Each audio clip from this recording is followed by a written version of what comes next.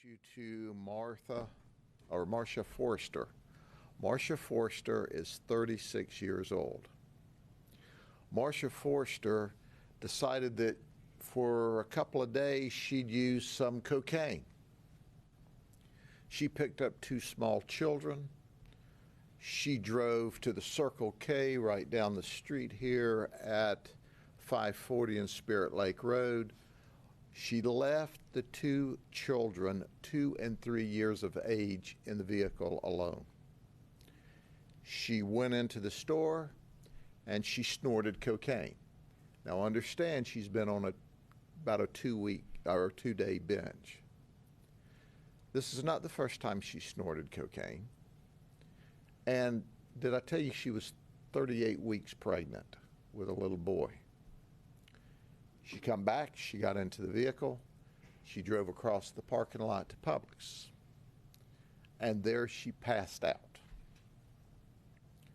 She passed out. It's during the daytime, the engine's running, there's no air conditioning, and fortunately a passerby sees this lady knotted over the wheel, and she finds our battalion chief, Meacham. I'm going to let him give you the details of the heroic life-saving efforts that he did.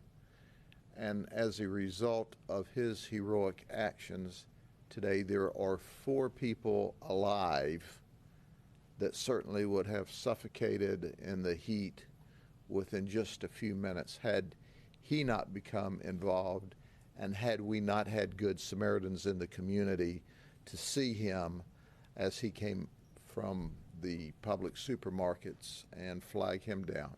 I'll let him give you the details.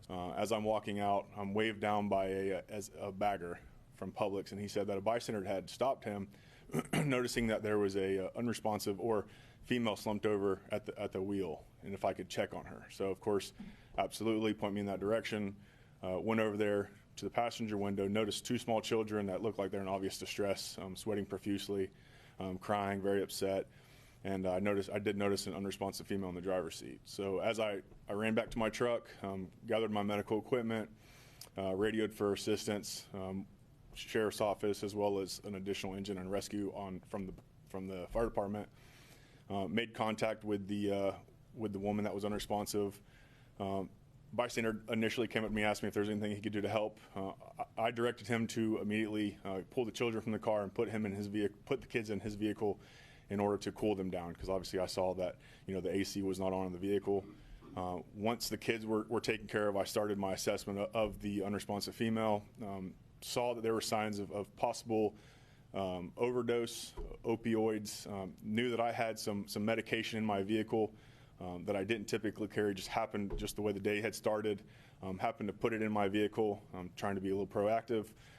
Ran back to my truck, grabbed the Narcan, administered it to the patient, and within probably 3 minutes she became responsive, and she was pretty unhappy with us, not knowing what was going on.